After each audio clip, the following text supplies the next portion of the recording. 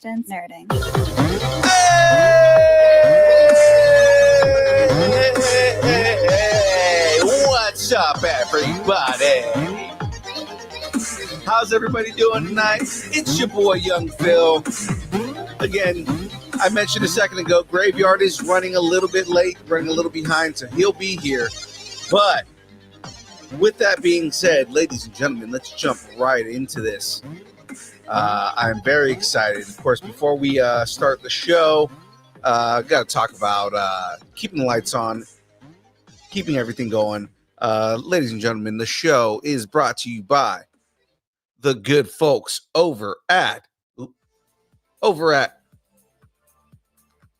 if the button works, just technology. All right. The good folks over at Dubby. That's right, ladies and gentlemen. Dubby is a brand of energy drinks created to help focus, concentration, reaction with no jitters or crash. Dubby contains no maltodextrin, no sugars, no fillers, no artificial colors or dyes. Find out more about Dubby at www.dubby.gg. Use that code NERDING10. If I can find it, there it is, NERDING10, and get 10% off your order. Delicious stuff, guys. They've got new flavors coming out like almost every week. They just came out with the Tiger Blood flavor. I'm all for it. It's all kinds of delicious stuff, man. But yes, guys, check that out. Head over to Dubby.gg. Use the code NERDING10.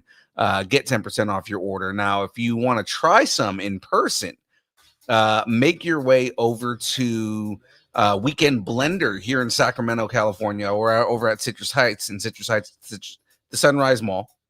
Not this weekend, but next weekend, and we will have flavors on hand so you guys can try them. Now, with that being said, let's jump right into this whole thing. Tonight's guest is a friend of the show who's been on before, but also helps promote, and we promote his stuff all the time. He's got a talent for finding and making works of horror and the genre and elevating it to a new creative height. Ladies and gentlemen, please welcome back to the show one of our favorite people. It's our boy, Nate Price. How you doing, Nate, man? How's it been? It's been interesting, man. It's one thing after another, it just doesn't stop. But we're running our Kickstarter, so that's going on well. It's going okay so far. That's good, man. And I mean, just kind of getting it out there, because this one jumped at me. I kind of knew about a couple of the other books you guys were doing. All of a sudden, I'm like, "Whoa, Family Man, where'd this come from?" Yeah. and I kind of got excited when I saw the concept of it. Obviously, at this point, I've read it and it's great. And we'll get more into that here in a little bit, but yeah, man, how's kind of the entire reception, or how's the Kickstarter going? Kickstarter's going okay so far. We reached our goal in 12 hours. It's kind of that initial thing, that initial charge. It happens with pretty much everybody. You get some momentum, you get going. It's been 3 days now, I think. And then you'll hit a slump, and then it'll pick back up at the end. But we've got some podcasts set up, like with you. We got some giveaways tonight for anybody that's watching that wants to pledge to the campaign. We'll have like a little raffle, and just kind of doing our rounds, trying to get the word out. And Max Flowers, amazing artist. Max is going to be doing some live draws and also giving away some original art to, like, in kind of a raffle format, out to the people that pledge. So. Nice. Is Max going to be doing that on their Instagram, or do they have a Twitch stream where they're going to be doing like a live stream for that kind of thing? Like, where's that going to be happening? They'll be doing it on their Instagram. It's at Art of MF for Max Flowers, and we did one just the other day. It went really well. We're going to be joining a podcast. At least I think it's going to happen. That'll be this coming Thursday. For Comics Wellspring puts on a podcast called Spilled Ink. Brandon Blocksdorf puts it on from Apollo City Comics. And we're hoping to just kind of keep the momentum going, keep people interested. And it's a unique story. So I'm really slightly worried, but also kind of excited to see what people have to say. Like, Well, what did you think? I mean, we're gonna get into that because I actually have stuff like kind of written on there.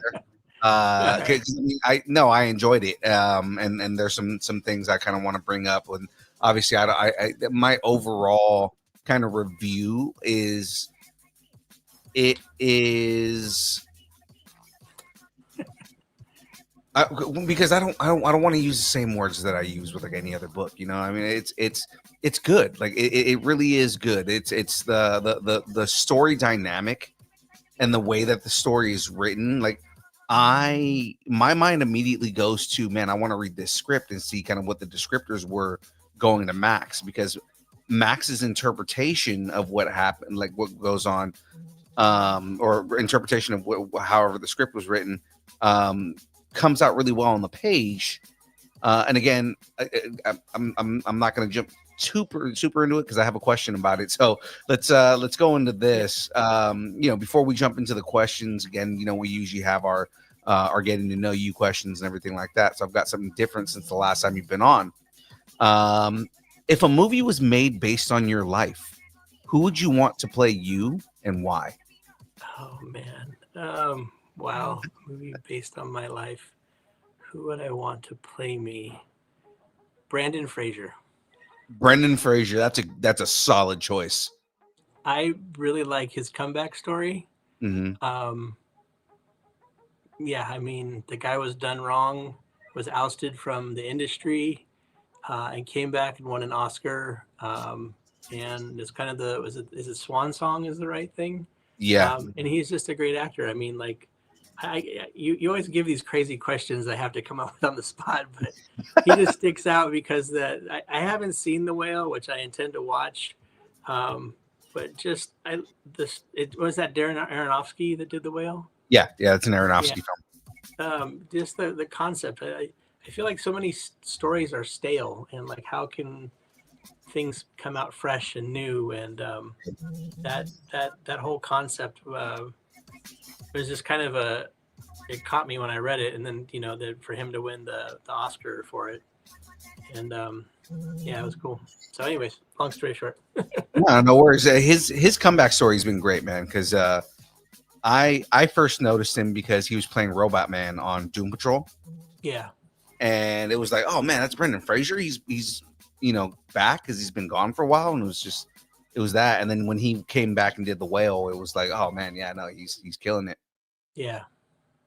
And he's been in a couple of other films since then. He was in that movie Brothers, and it's hilarious. Okay. He's kind of coming back with his comedy chops, because it's Brendan Fraser started off with adventure comedy movies and things like that. So yeah, he plays like a corrupt sheriff, and it's great. Okay, I really like the Mummy series, and I mean it might be kind of corny, but as a younger person, I really enjoyed that series. It was it was a lot of fun. Yeah, no, absolutely, I agree. So yeah, let's jump into this. So, Nate, the last time you were on the show, we talked about you as a publisher. Since then, you've written more stories. How's Pork Chop Express been handling the growth? And will Lopan be pissed that you're doing it without him? It's been really challenging. I wouldn't think that the comics world. I was in the film entertainment industry, and it was very hard for me. I've been told I have, kind of a temper sometimes, which I mean, miraculously, when people do things that are upsetting, I kind of get mad. Like forging new alliances, relationships, going through difficult situations with people. There's miscommunications, misunderstandings. Some people walk away. Some people stay and hang out, and deeper relationships are built. We finished Night of the Chihuahuas 1 through 5, which was a big success. Right. There was an artist that said we wouldn't do it and that we couldn't do it, and we did it. So I'm real happy to say that we did. You guys saw the artwork. There was 3 different artists involved with 5 books, which I wish could have been just one artist. And Eric, is Eric on tonight? I don't think he's in the chat right now, but I mean, friend of the show, Eric. He's good buddy of ours. Eric's actually designing a lot of Graveyard's artwork now. This right, all this right here behind me, he did. Nice. So yeah. I talked to Eric today for the first time, and I will say this, and I don't want to brag, but as a company, we paid out dividends to our people. We profited last year, and a lot of people have said like that is a big accomplishment for for a comic book company of our size to pay dividends to. We pay. I'm going to bust Eric out. We paid Eric. And Eric got paid for his work. He got paid his page rate. There he is. There he is. He just showed There's up. Eric, if you want me to be quiet, just say so. But Eric got paid for his work. He's probably been the best person that we've worked with. He's on time. He's friendly. He communicates like, hey, if I couldn't reach my goal, can I take a week off? I'm burnt out. Sure, let's do this. But we paid dividends, and that was a real big feeling. We made a kids book. We were asked for kids books. We were asked several times if Night of the Troll was okay for kids. We're like, no, it's not. So you guys should just do a kids book with nothing but Fifi. Yes.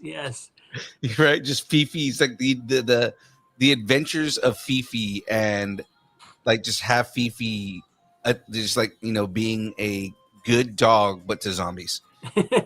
No, before time.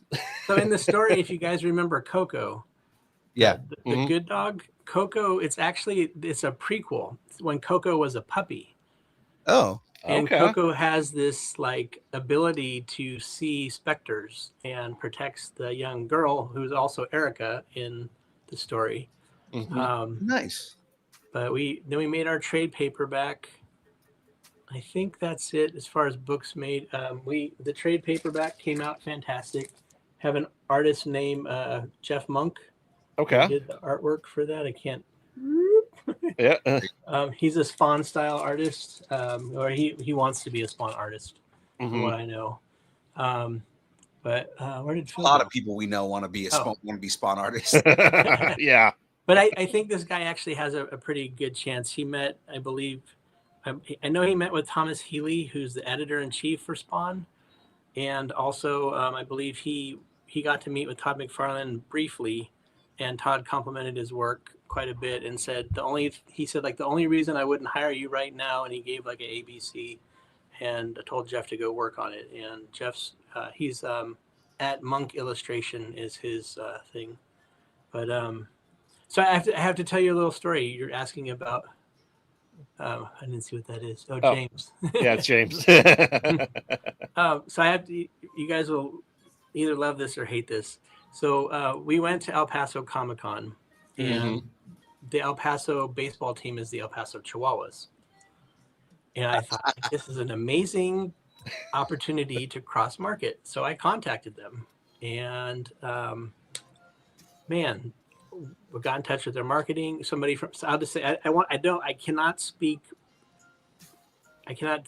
improperly about this. I have, like, legally, I have to say this properly. So we talked to their marketing. We created the children's book to give away at their thing. That was what we had intended. They took copies, and we went to go trademark our book because there's another entity out there called Night of the Chihuahuas. Really? Yeah, it's more kids based stuff though.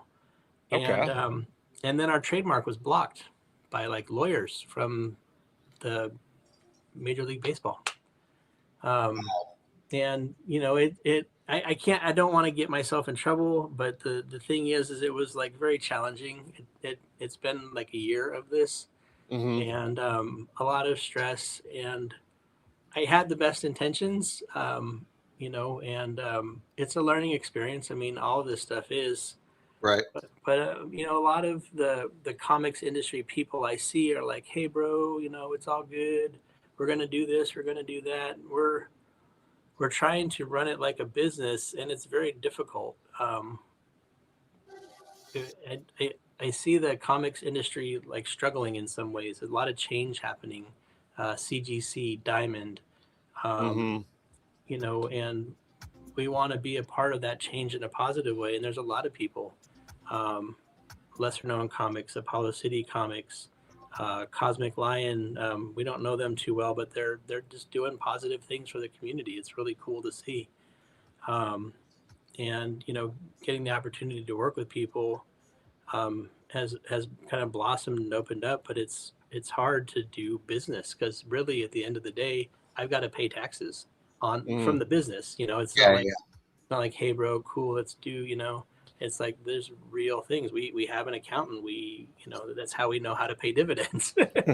Right, because it's not lost in the ether. But Right.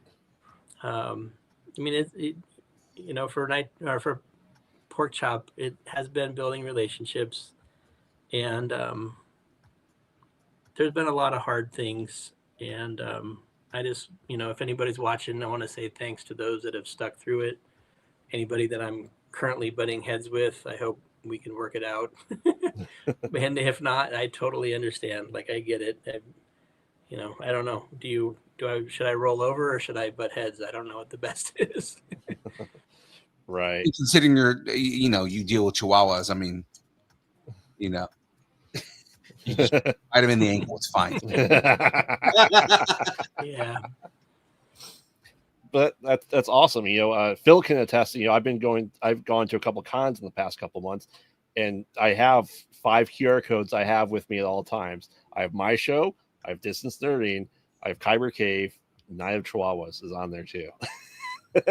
Nice, bro. Thank you so much. Of course. I told you I made those cards as friends and family of the show, and I'm out here in the Midwest trying to do what I can to help you guys out. Did I send you a copy of The Family Man? I have a copy of it. I did read it. Yes. Okay. Cool. Yeah. I mean, by proxy, you sent it to me, and I sent it. Yeah. No. I think I'm going to be on pod out at night, but yeah. So that's another thing that's really hard is people ask me what I do, and I don't know what to say. But I'm working with artists. I'm doing accounting. I'm scheduling things. I try to write. There's so much that goes on trying to do social media. I have 3 social media accounts for comics, and it's really hard to keep up. And it's like I'm always dropping the ball. I'm always letting someone down. It's so frustrating. Yeah. And I wish I could get help, but I don't know. I don't know who will help me. I would say if somebody asks, what do you do? I would say, you run a small print publisher. Yeah. Yeah. I give tattoos of young Phil on overweight white men. I started with myself. There you go. People with tattoos of me, that would be very unsettling, but flattering at the same time. Oh, you want to see? Hold on. I have to see this. Is it on your butt? That's the only place where it's allowed. Yes. That's the only place. We have an entire website and social media just fill tattoos of young Phil's faces on asses. Exactly. Yep. And I want to take it a step further from your name's on my ass. No, you're on my ass. You are my ass. Yeah, it's great. So, I mean, you want to get into some Family Man stuff here? Because I had a chance to read it. So, what was your inspiration behind the story then for Family Man? I think I sent Phil a picture. I don't know if you can pull it up, but it's a dog with a mask on. Is that handy anywhere? Do you have that, Phil? I can get it. Okay. I just gotta find my email. There it is.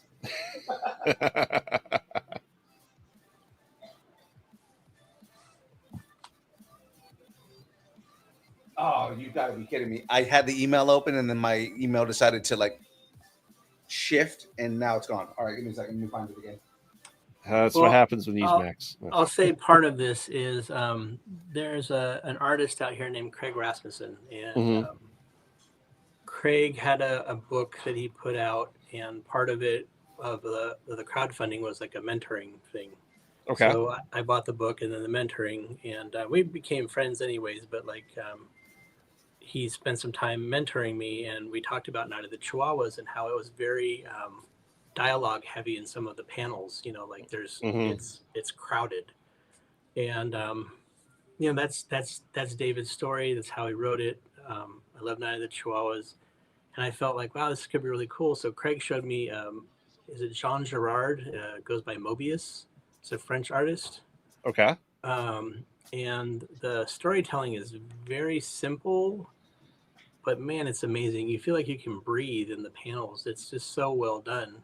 Not a lot going on, but just the perspectives and the landscapes. And I thought that'd be really cool to tell a story with no words. Mm-hmm. Cue young Phil with the picture. I can't find the picture. You want me to? You want me to? Yeah, if you want to send it to me real quick. Thought I had it. No, so that's actually that I was trying not to give away the whole thing earlier. You know, when you asked me what did I think of the book, but now that you mentioned kind of like that thing, that is probably the hook that got me in on the book altogether. Like it took me a minute to like realize, okay, there's no dialogue here, right? But I mean, the story's still there, right? And when I say that, I'd like to see the script that Max had to work with is just Max's interpretation of that script and being able to tell the story without any dialogue. Like there's no dialogue. There's small bits of onomatopoeia, but there's like no dialogue. And but the story is still told. Like you're still getting the entirety of the story. And I thought that was awesome. That was Max is super talented. Max is they're a fine artist that went to school in LA college.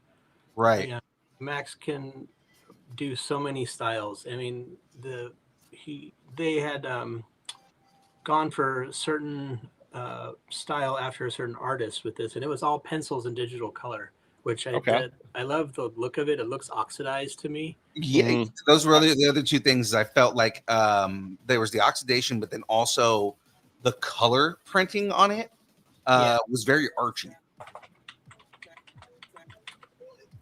Yeah, it's got that old 1950s color scheme. Yeah, and again, it was something that I took notice as a consumer and somebody who reads comics and reviews comic books. I took notice of that, and I thought that was a masterful choice. Yeah, for sure. And I got some test copies printed at the local printer here. We're not planning on printing at this printer because this is saddle stitched. We're planning on doing a square bound, but hold on, that's a really important scene. Yeah. Let me change that. Here we go. But the printers where we printed it at, they're like comic book veterans, and they said Max has like expert placement, like just everything where the eye goes. So I don't think I'm gonna be able to find this image. I thought I had it easily accessible. But you said it's kind of like a dog with a mask on. Yeah, I don't. It's so frustrating. The thing that's like creepy and hilarious. Oh, here. Oh, you found it? Yes. Wait, let me see. The thing that's creepy and hilarious is that this dog in the picture has a mask on. Mm-hmm. Yes. Yay. Oh, you got it? Yeah, I did. This isn't the color one, but it'll work.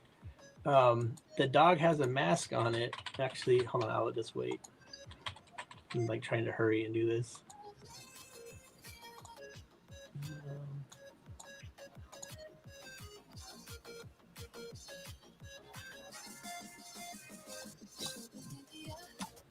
Why?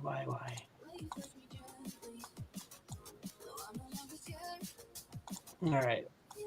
So yeah, I'll send this. I just sent it to you. If you pull it up, I'll explain my logic. Because when I saw it, it struck me as very odd.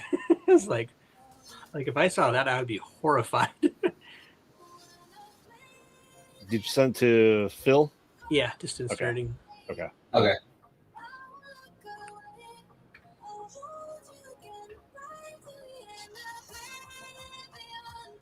Nice. Why didn't you bring us, Eric? It's a great question. Oh God. Okay. Yeah. Hold on. I just got it. Let me pull it up. Oh, I can't wait to see this. Let me see if it'll let me pull it up this way.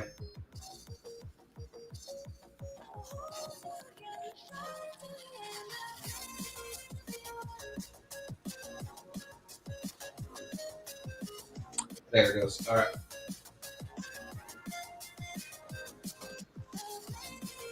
Okay. So this is an artist, Jessica Court. She's from Oregon. Murderface Inc. INC, I think. And the thing that struck me about this is, where's the dog's snout? I was like, that's creepy. Which makes it even worse. It's a Chihuahua, and it's wearing a Jason mask. Like, what the hell?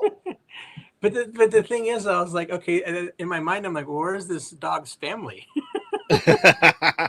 So for people that you want to hear about The Family Man, it's a silent horror comedy. So that means there's no words except for the last 3 pages. It's a 48-page graphic novella, and it's if I can be a regular, I would love it. It's a 48-page book, but only the last 3 pages, and there's 2 twists in the book that are a thing, but it's kind of in the vein of Friday the 13th meets The Incredibles. Okay. You guys have read it. Maybe you agree. Yeah. A Scooby-Doo type gang. That's 100%. I tried to go for tropes here, like hardcore tropes. I literally wrote a joke about that later on. Yeah. Eric is hilarious. Yeah. I went for the trope, and then they go to the tropey. I called it the trope house. It sounds like trap house to me, which is wonderful. The trope house, and they go inside, and the one couple goes upstairs, the other one searches downstairs. They go upstairs, they find a baby with a mask on. Oh yeah. And they go to take the baby, and a very large man with a mask appears with a baseball bat and starts killing people. Yep. And I'll just leave it at that, because then if that, there's a little lead in there, but yeah, so it and the twist I didn't see coming. Again, I'm not gonna expand on that twist, but it made sense after you go back and kind of go over the story again. Like, okay, no, that makes sense. Okay, I see where you went with that, and okay, I'm okay with this. Well, and that's the thing. I don't know if this is really a word, but as Max and I talked about it, I said, I wonder if people have like the visual intelligence, because you really have to pay attention to what's happening visually. There's no words to let you skim over it. Right. So there's one page that I was worried about, and it's a lot of quick cuts. And a few people that have looked at it say that they understand what happened, because the next page is very evident what the outcome of that page of a lot of panels was. But I really hope that people will get it and enjoy it. And I wanted to leave off with the possibility of doing more, but it's pretty. It wraps up pretty cleanly. Self-contained, yeah.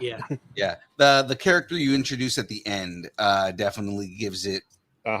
It gives it room for you to expand on it in another story. If we make a second one, I want to call it A History of Silence. Well, and you talked about the visual, and comic books are a visual medium, and I talk about this with movies all the time. And I think this works in comics as well, because you have. If you think about like the classic 90s X-Men, right, or Marvel, where you have the full page thing and there's really not any words, but it's just a full visual, and you're able to convey a lot in that. I think Family Man does that too, just like how I envision, you always have music and tension in horror movies, but when you have just silence, that itself is a character in the movie. Yeah, like a quiet place. Yeah. So I think that adds to the ambiance of it, because not everything has to be sound, and just like in the comics, not everything has to be words. You're able to visually tell a story, and I think Family Man does it really well because you're able to follow it, I think, perfectly. Yeah. Yeah, Well, one of my favorite musicians of all time is attributed with a quote, and that quote goes, well, the story behind it, he didn't speak for 3 years, and he had a biographer that was following him at the time, and he just all of a sudden broke his silence. The way he broke his silence, he woke up his biographer at 3 a.m. and just looks at him and goes, "You know what the most annoying sound in the world is? Silence." wow. That's not what that Dumb and Dumber taught me. No, but well, this was also in like the 30s when this happened. Right. Oh yeah. And I attribute this to one of the most genius jazz musicians to ever live, Thelonious Monk. Mm-hmm. But yeah, I mean, I think, you know, it, to me, the story has some of it feels a little bit of The Strangers, because you know, they're maskless characters that don't really speak, and also some of Us as well. And you know, visually, that's to me it kind of looked like that, and I appreciate it because you were able to kind of draw a correlation with that too. Because, like I said, you talk about, you know, Jason Voorhees doesn't talk. Right. You can talk with the picture of the dog with the hockey mask, right? And it's kind of the, you know, not having a talking character is, like I said, it's, you have to be driven by the artwork, and I think Max conveys it. So what was kind of like your, you know, talk about script, what was kind of your script then you kind of handed Max to help create these scenes then? I have it. I mean, I can pull it up, but I mean, it was just bullet points. That's one thing that Craig taught me was, you know, one panel, one action. Mm-hmm. Because some of the stuff that I tried to write was like, you know, two things would happen, and Craig's like, that doesn't work. And you know, handing what I had written to Max, suggested several changes, and I just went with it. I think um, Eric's hilarious. I tried to trust in Max in that sense, as like, you know, visually laying it out. Do these things make sense? And the first big twist, Mm-hmm. Max reformatted pretty well. That I see the genius in that, that first reveal, and how panel by panel, and we talked about it. Max laid out all these things, you know, rough sketches, and then we talked about, you know, does this plus this equal this on the next page, and yeah, it made sense. And it was great to collaborate because I, I think Max gave me the freedom to like, you know, if I wanted to stick with something, stick with it, you know, explore an idea. But it was just a kind of a hand in hand working thing. And, you know, some Mm-hmm. artists I've worked with have been very, you know, like, it's going to be this way. And like, I don't know, like, you know, I'm not, you know, an editor at DC Vertigo. Like I'm just, you know, little Pork Chop Express over here trying to do what I can. So Right. it's been a great experience. Yeah.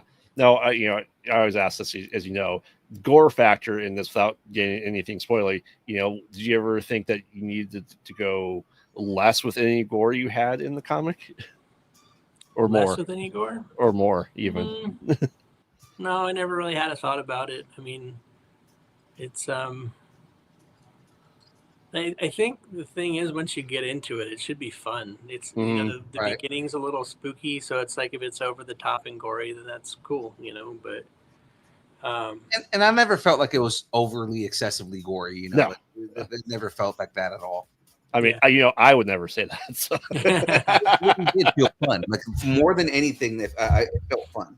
Mm-hmm. Yeah. I want to mention real quick. I don't know how many people are in the chat, but we have some giveaways. Okay. I don't know if if anybody wants to join the campaign. But I have some Night of the Chihuahuas stuff, which is not the Family Man, but I have the Night of the Chihuahuas trade paperback.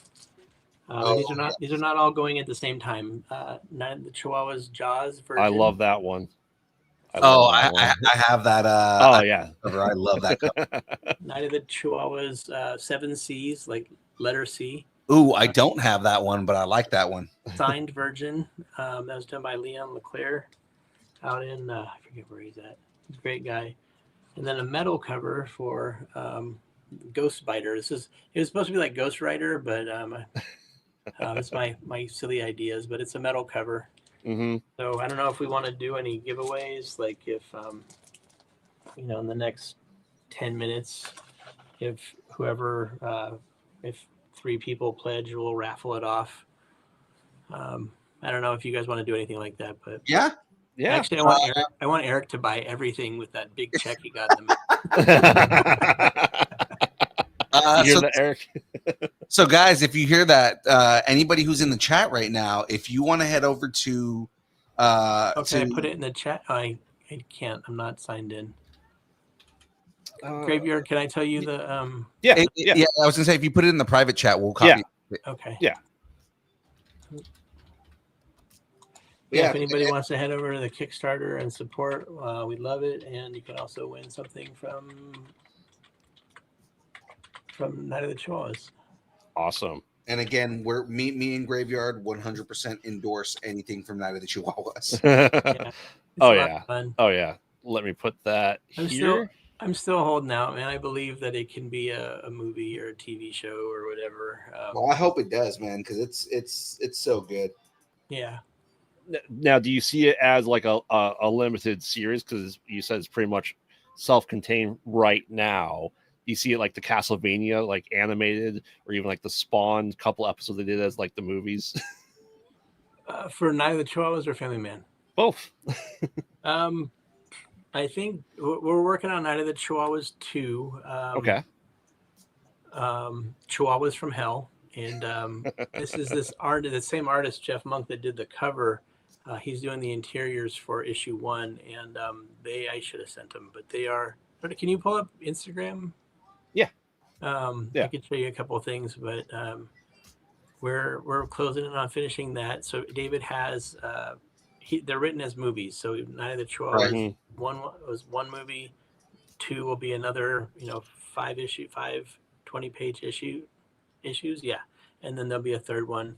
And then David wants to create the Chihuahua verse, and you might have heard him say that, but it'll kind of be all encompassing and having Chihuahuas go crazy all around the world. So, let's see here. Will this let me do it? And you'd want to go to the pork chop.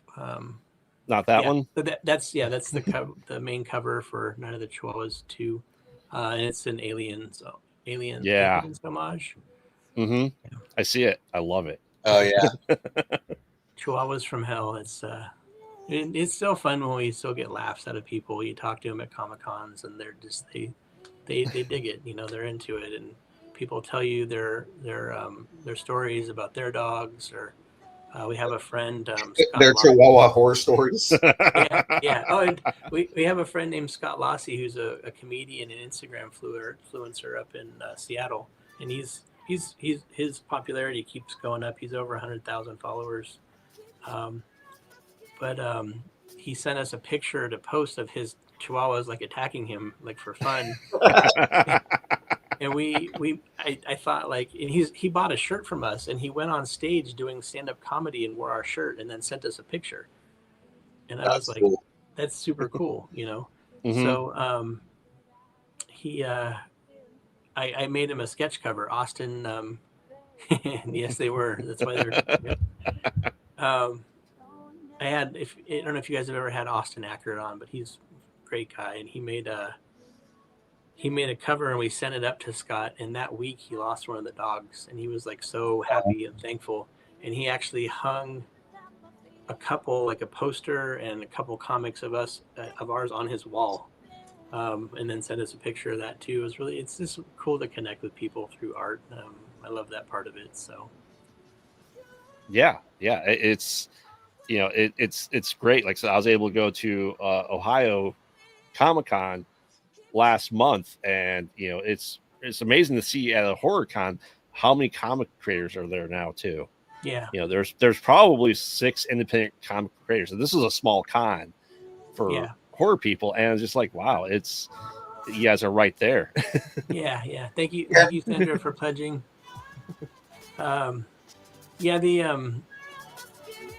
What's funny is we thought we would do well at horror cons, and we really haven't. It kind of stinks, but Really? yeah.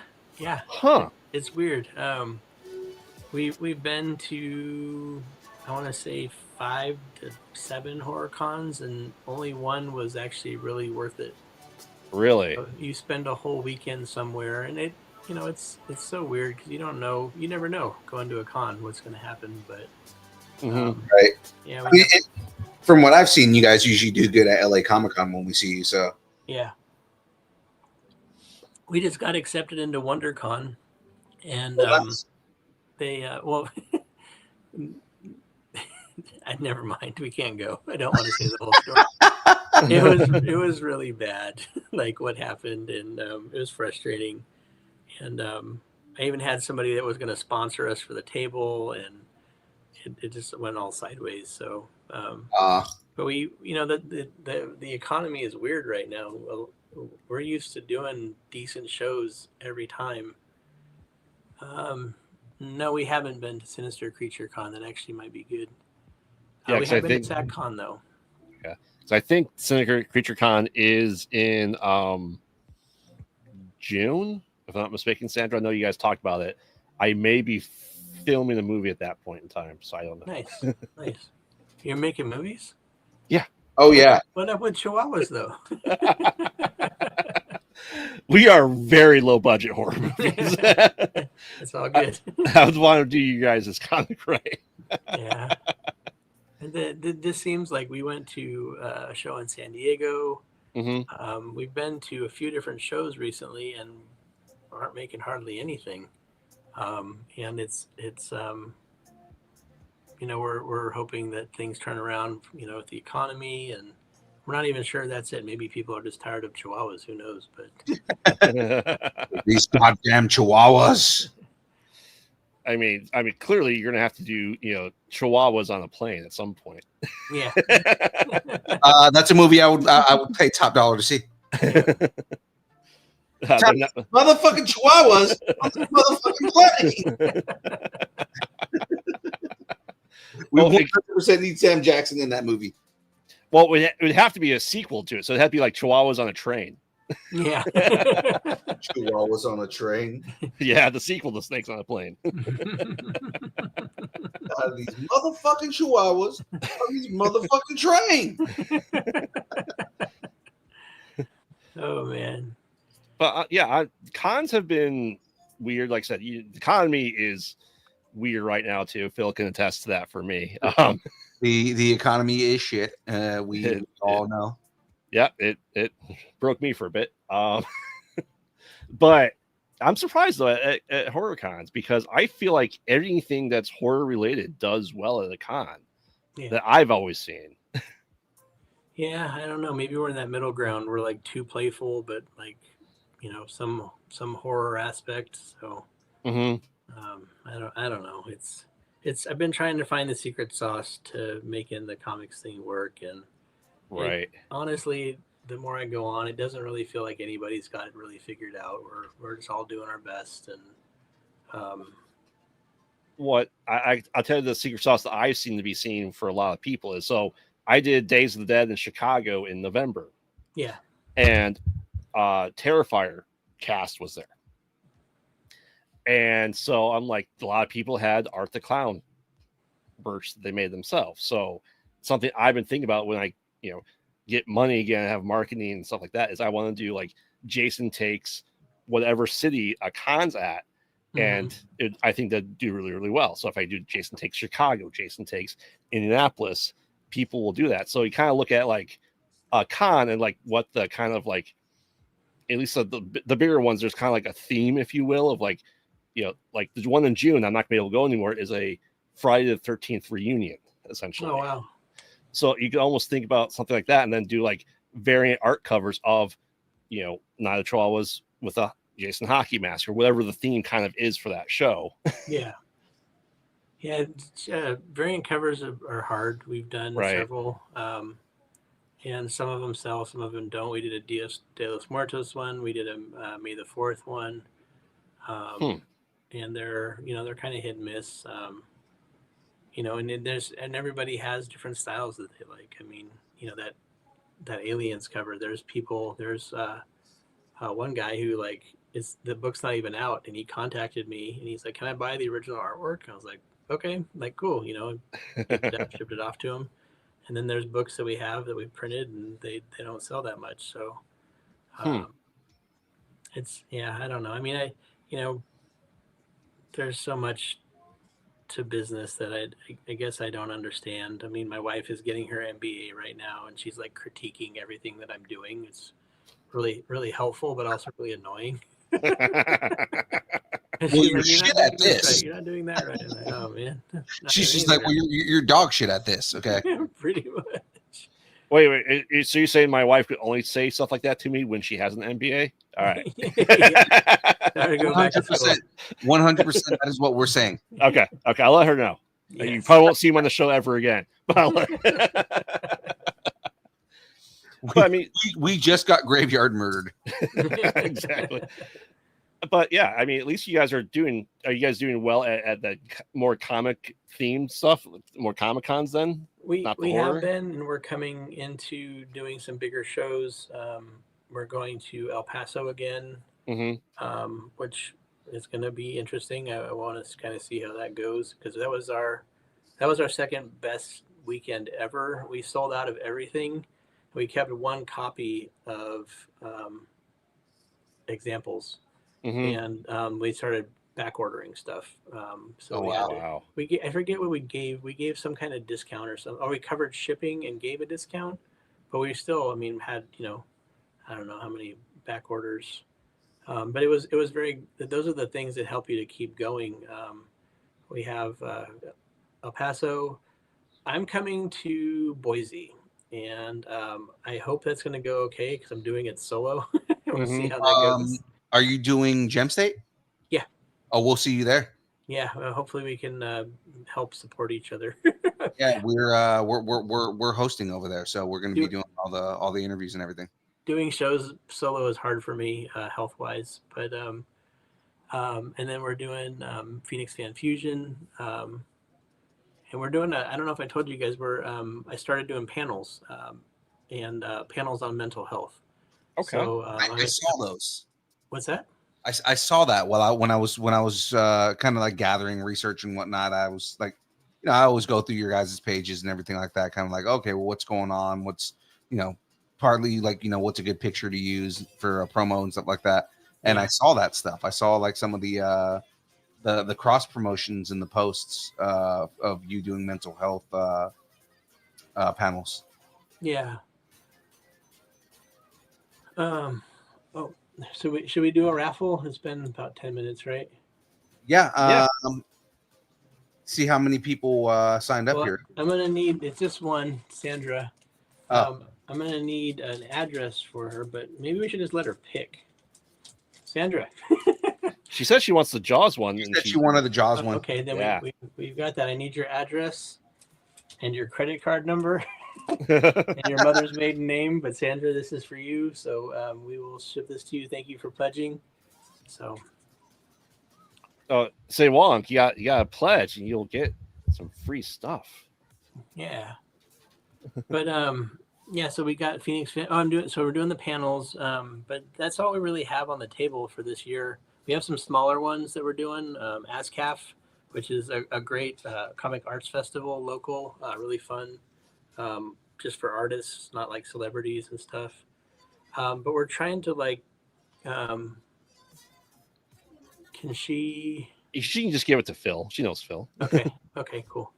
Or Phil probably has her information. Well, I see them every other right Monday. So yeah. Or I can just mail it to Phil if that's easier. So yeah, you can do that. but we're trying to. We went really hard on the cons for a while, Hmm. and because it's so inconsistent in travel and stuff, I felt like if we just stuck in the Phoenix area, like we're gonna saturate it here, and it's like we need to get out to different and new areas. So I pushed really hard to go all over the place, and kind of our team suggested that we slow it down. So up until June, that's what we have, and then we might hit one or two up. But now that we've got money, a little money in the bank for Night of the Chihuahuas, we're trying to not put any more investment money into it. So just let the business perpetuate itself. Yeah. Hmm. That's good. So yeah, send that to Phil. He can get it to Sandra for sure. Okay. Awesome. So I mean, with Family and Night Trial Studio, without giving anything away, do you have any other works or other books you guys are going to be working on in the near Yeah. future? Actually, I do. Maybe I should try to send those over to you.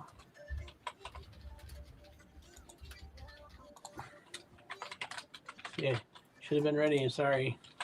Oh, no worries. Let me see.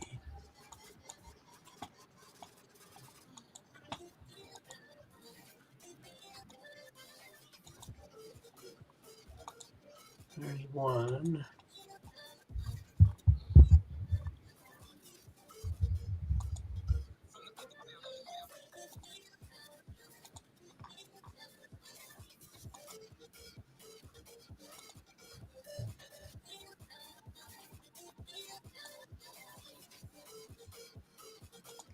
So one is called Drip, and when I was younger, living in Northern California, I just sent it. Um, I used to do graffiti. Imagine that. And some of the places that we would paint at like 2 in the morning were horrifying. Like you're like creeping, crawling around, trying to be quiet. Low visibility, trying to spray paint on something. Hmm. And somebody out here had talked about doing an anthology, and I, at the time, I just thought like I want something that's kind of topical, not like deep and gory and psychological. Um, Thanks, Deadpool. It's actually in reference to paint dripping, and also the character's name is Drip. So, um, his first name is Jack, and if you can pick up on the Easter egg, you might get a little something out of it. But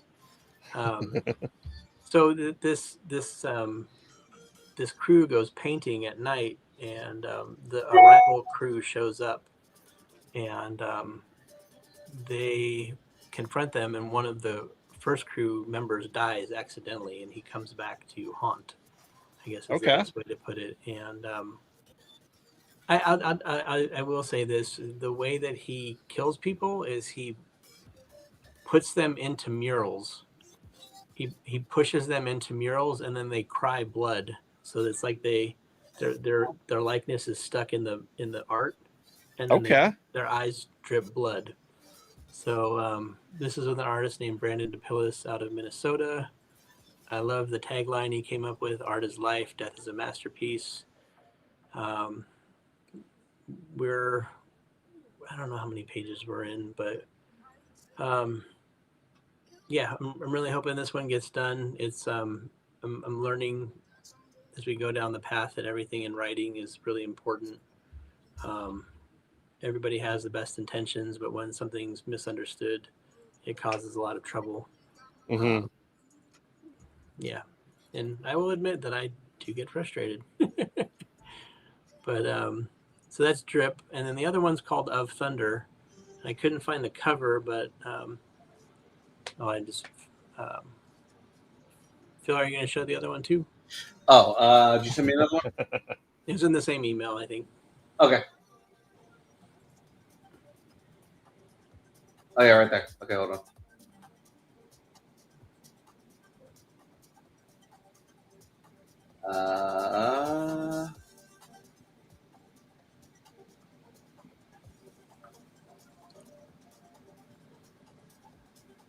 Phil, what ethnicity are you?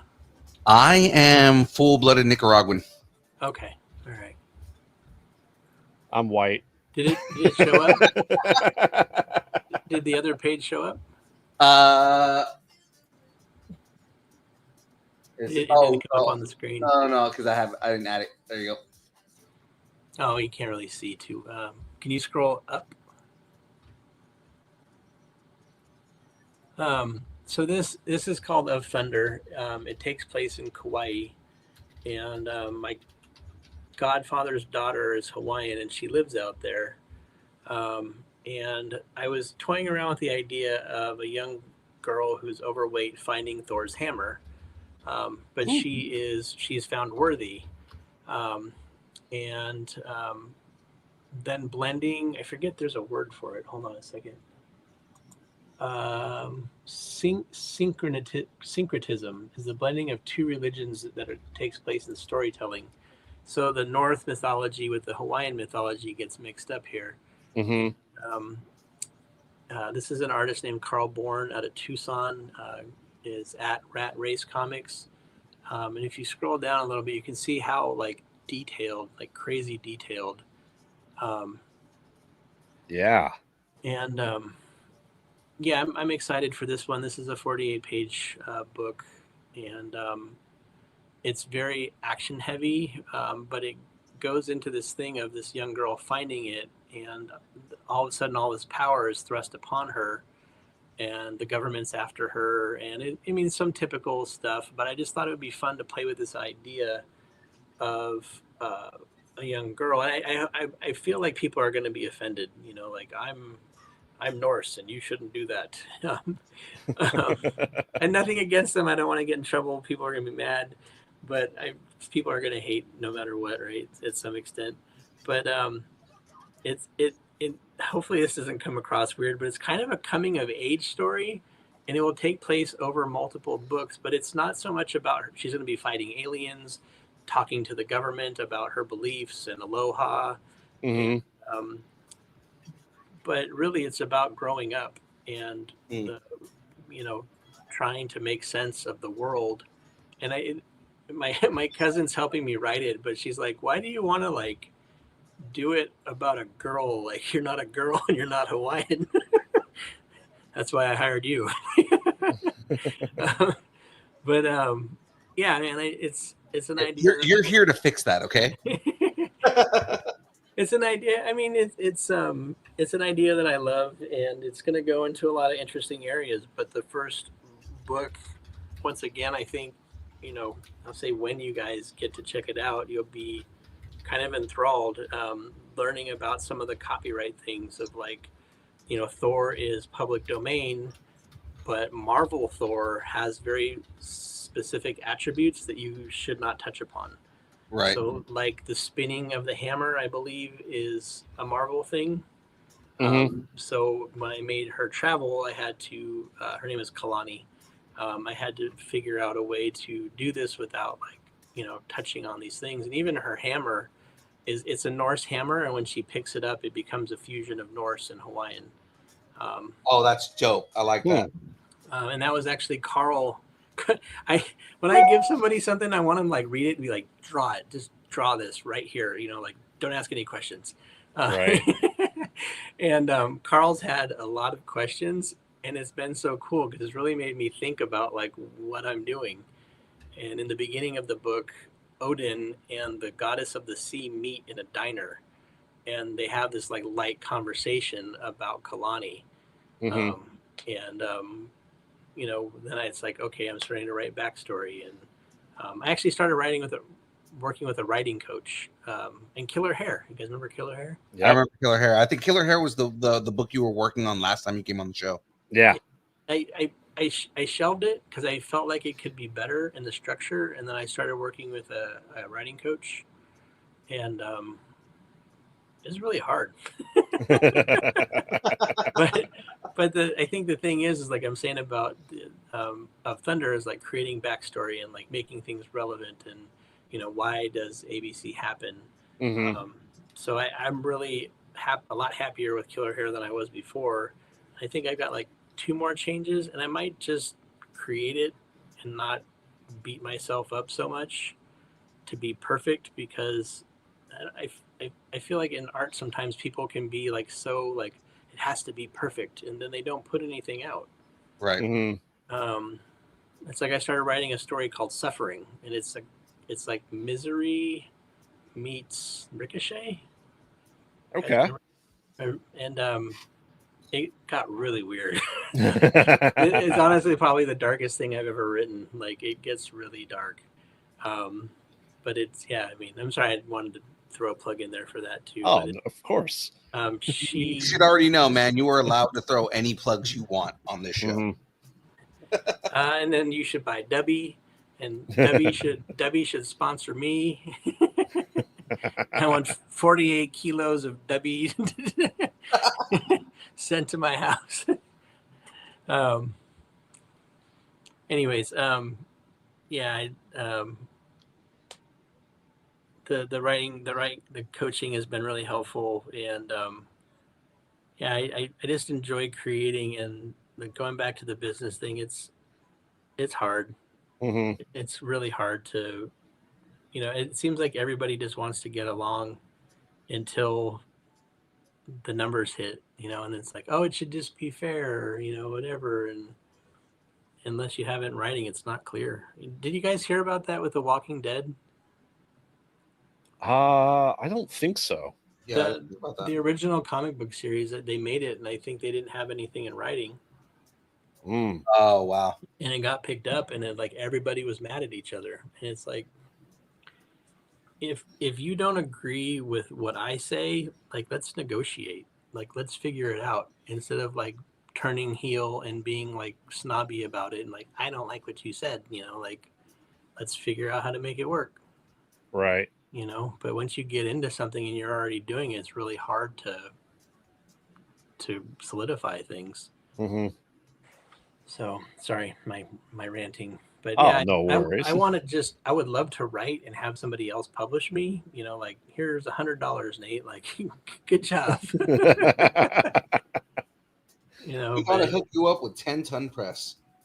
yes. Awesome. But yeah, that's what I know right now. I was going to see if anybody else had pledged. Once again, we're here for our Kickstarter. Oh, somebody else did pledge. Oh, Ooh. nice. Let me see. Does anybody put it in the chat? I'm just gonna throw it out there. If you got Say Wong to participate in a pledge, you will be the first person to successfully get that man to pledge to something. So I mean, let's face it. 2 years ago, when he got his free Hot Out at Night shirt, he didn't look happy in the picture I saw.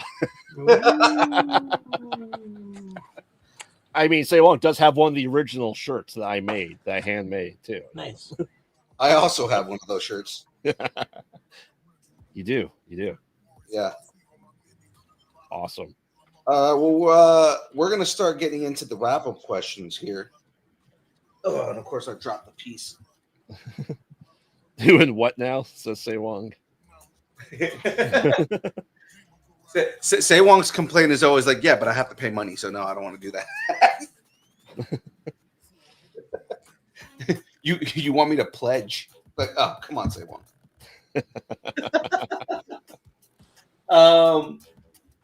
So yeah, let's jump into these wrap-up questions here, man.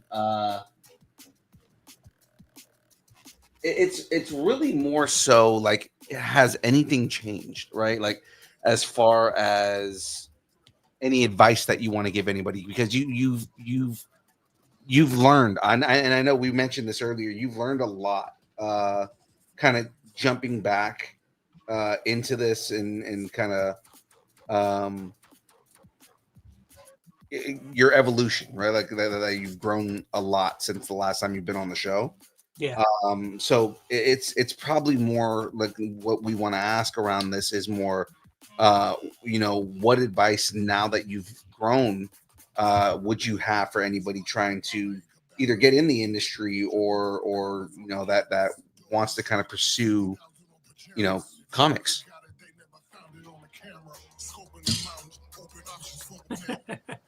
I was so optimistic before. um, Prepare to have your heart broken and have a good time.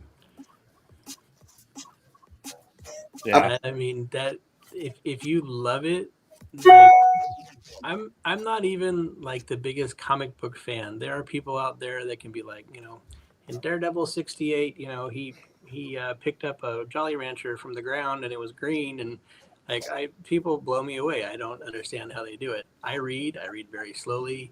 I don't read. I have a ton of books, and I people give us some, or I see one I want to read, but it takes time. I love comics in one way, maybe not like some other people love comics, but it it it has like kind of broken my heart in some ways, coming to this, but I still love it. I want to Hmm. make things Right. I want to make things that inspire people. If you have that love in your heart, you can keep going. And I mean, we've had some rough days, and it does feel like heartbreak. Um, but if you don't expect that you're going to make a killing right away, Right. um, get out there. Don't be afraid to show your work, get your stuff reviewed, whether it's your drawing, if you're writing, go to shows, try to get into a show. Um, don't have a lot of expectations, like that you're going to kill it right away, and network. I mean, there's the guy Austin I was talking about. I call him the mayor, or he said I couldn't call him the mayor. I call him the governor now. But he knows everyone. Like he makes it a point to go and talk to everyone. He's super friendly, and he's gotten work that way. And I'd also encourage people, don't jump in with both feet right away. If you try to go into comic book making full time, and you're not making the money, I've seen a few people do it. It's very difficult. It's very difficult on them, because they have to make rent, they have to eat, Hmm. and when they're not making that money, it's hard. Um, Yeah. but the main thing I think is to have fun, and look for opportunities, and yeah, I guess that's it. Awesome. Yeah, I Does read that sound cliche? no. I think networking is Phil does say networking is huge. It's why we do these shows. Phil and I is because we like to network with people and Right. to talk to people and learn their stories and help them and promote their stuff any way we can. Right. Right. I mean, any conversation that we can have. I mean, the whole Mhm. thing is like, we enjoy good conversations, but we also want to find ways to, broaden your market and broaden the amount of people that see you know what I mean, and the work that you're doing, because we want everybody to enjoy this as much as we do. Yeah. Yeah. Absolutely. Other questions? Anything else?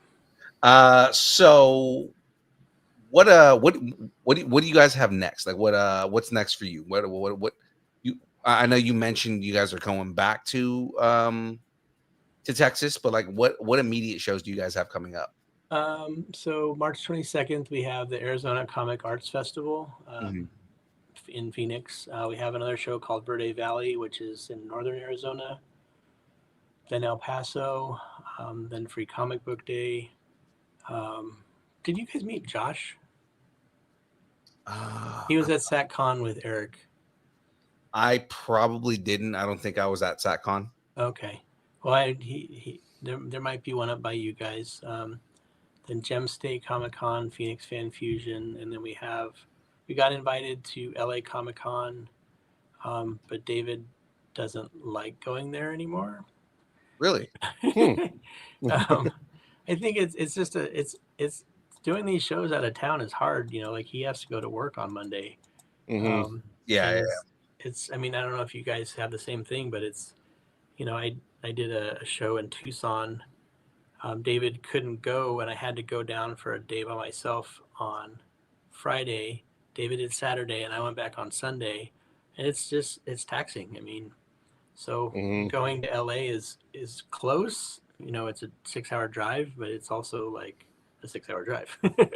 Yeah, no, I understand where you're coming from because for my work, I drove to Phoenix for a Yeah. week. Wow. Yeah, so it's kind of like and yeah, that's a 12-hour drive. So it's like, I know all about that. Yeah. Yeah. Yep. And then we've got store signings and stuff. People are interested in the Family Man. We had a store signing at the Golden Apple in Hollywood. I don't Oh think wow, we do that's a big deal. It's getting a signing at Golden Apple is a big deal. Yeah, we didn't do super well, but it was like the mystique or whatever of doing it was like kind of surreal. It was really cool, and they actually like us a lot there. So yeah, Awesome. that's I think that's it for the rest of the year. I mean, just that I don't have the we don't have the stuff scheduled after June. Okay. Okay. All right. So again, let's plug that. Where did you put it? Let's plug the right here, the Kickstarter one more time, as well as generally just where can everybody find you? Where can everybody keep up to date with all of the work that you're doing and everything that's going on? So yeah, if you're on Instagram, at porkchopexp55 is the publishing site. At Night of the Chihuahuas is the Chihuahua site or page. We have a Killer Hair one, but I'm learning trying to run multiple pages is dumb. So I'm trying to focus everything onto the pork chop now. Yeah. Yeah. I don't even know how well social media really works, honestly. So. Sometimes it seems to work, sometimes it doesn't. It honestly just depends on the day. It really does. Of course, you can follow. Oh, is it at Art of MF? Yeah, at Art of MF for Max Flowers. Mm-hmm. Apollo City Comics, I believe it's just at Apollo City Comics. And Comics Wellspring is COMIX Wellspring. They're a printer. We're hoping to print with. And Monk Illustration. I'm trying to shout everybody out. Monk Illustration for Jeff Monk. I had to close my eyes for this. Jessica Court is Murder Face Inc. And I think it's INC. Okay. Austin Ackert is Austin ACKERT Art.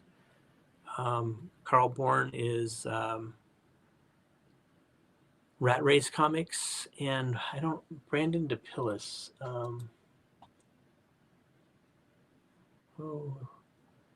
Where would it be? Oh, of course, it's going to be hard. I think it says B DePillis, DEPILLIS.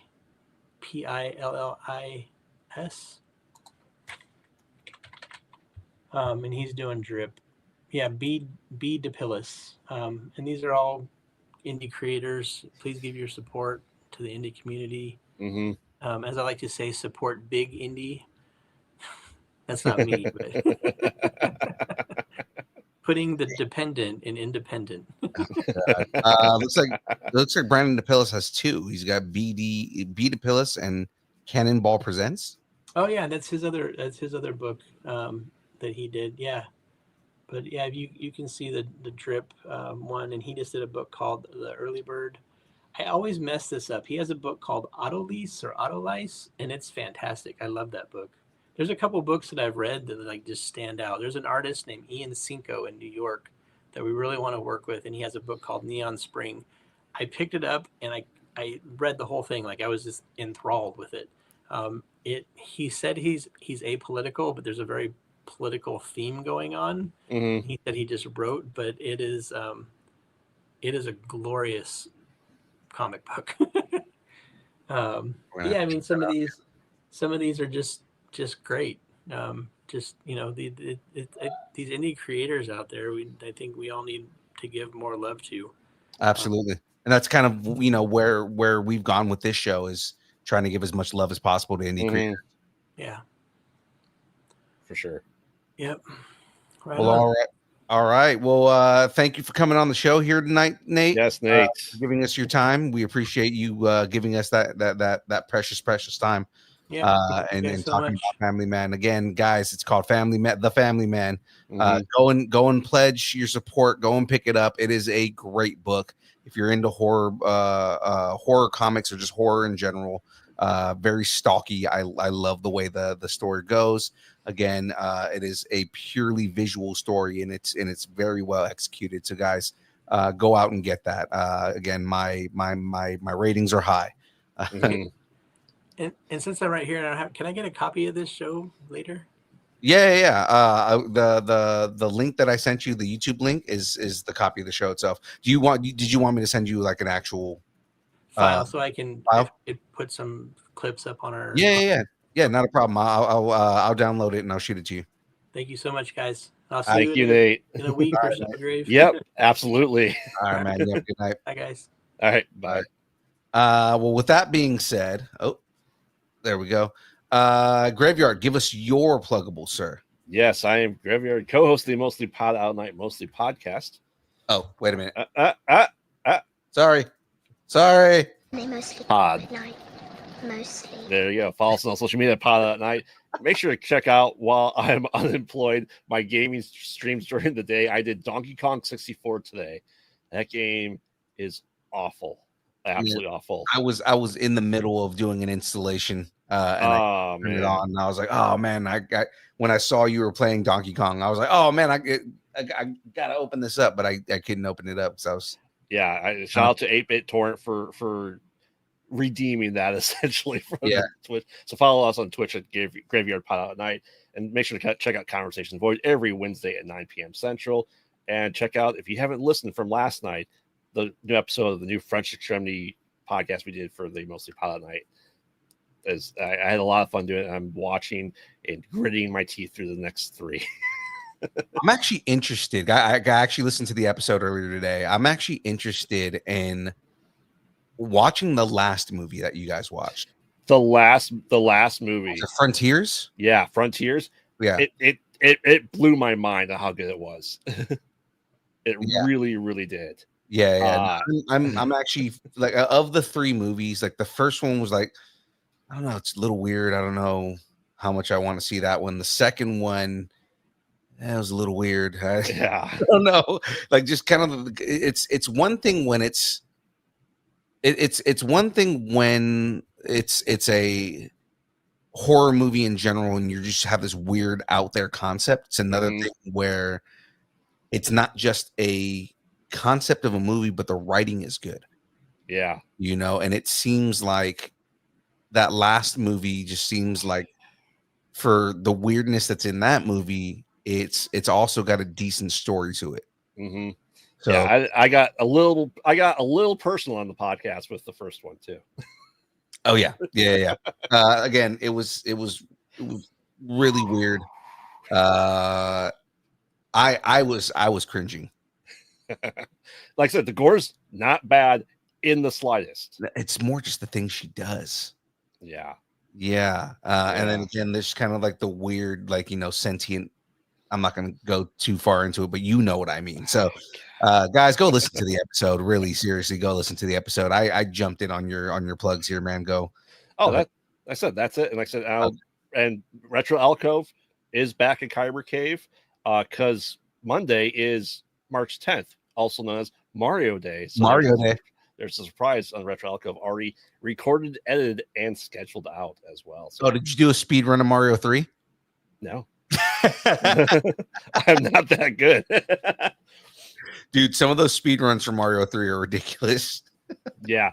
It is essentially, I'm going to be doing, with all my free time I have currently, hopefully not for much longer, we're doing Horror Mania. So that's going to be Mezzo and I, and anyone else that wants to join in the Horror Mania, where we stream horror games and kind of make a group out of it. And then you're welcome to join Phil in the Horror Mania. Yeah. I'm going to be playing all the Nintendo 64 games. Oh, wow. Because the analog systems come out with the 64 version. It's supposed to come out this month. We don't know if it will, but it might be coming out in a couple months. And I'm going through every 64 game and start that as a side project as well. Yeah, if they come out with the 64, I think I need to get that because like 64 had some of the games that I absolutely fell in love with. Like Conquer came out on 64. Yeah. Obviously Mario 64 and my favorite version of Mario Kart, you know. Oh, easily. Yeah. Easily. Mario Kart 64 was the best, man.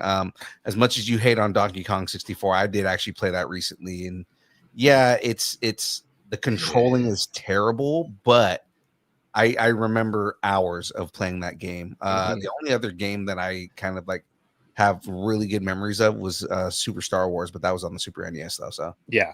Oh yeah. But also, and we're doing something else on the Pot Out Night channel as well, is the series that brought me back to YouTube, which was in 2019, was the Road 2 series, where my buddy and I, we play every game that has every character from Smash Brothers 64.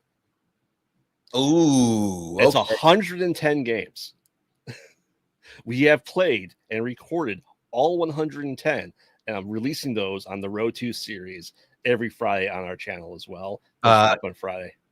Game & Watch didn't come until Melee, right?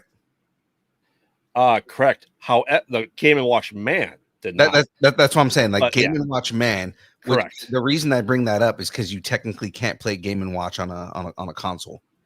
Oh, but you can. Oh, you have it? You have the Game & Watch games?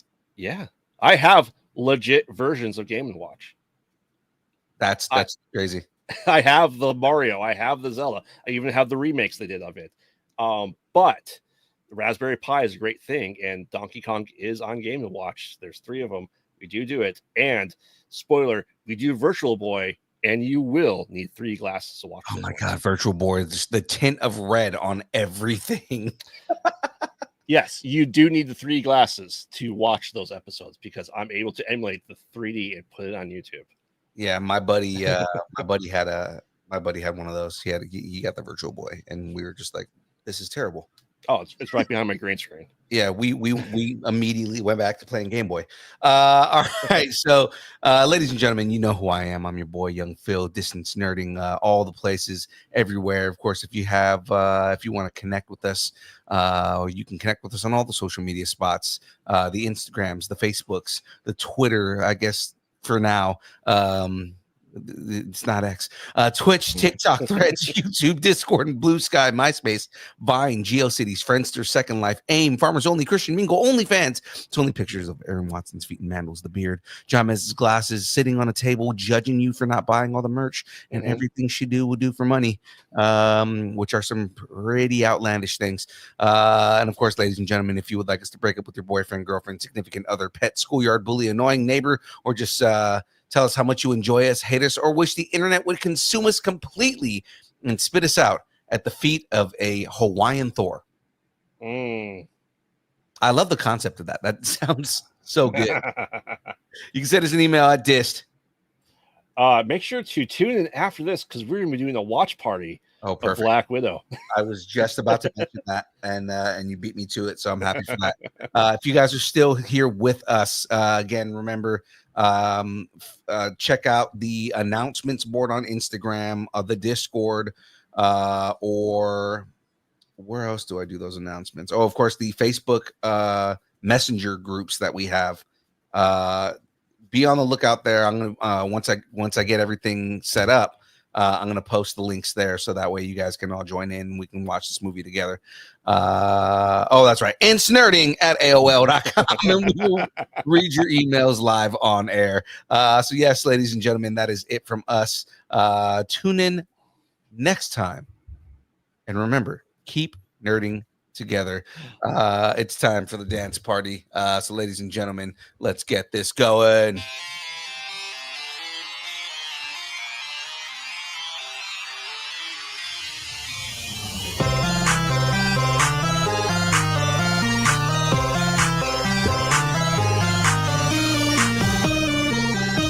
Ooh, look at those sandals.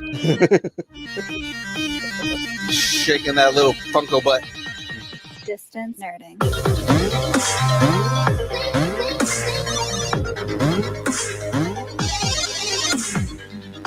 This is the Freddy and Jason everyone wanted to see. Just start making out. Just make out. Freddy versus Jason after dark. It's not Freddy versus Jason. It's Freddy fucks Jason. Exactly.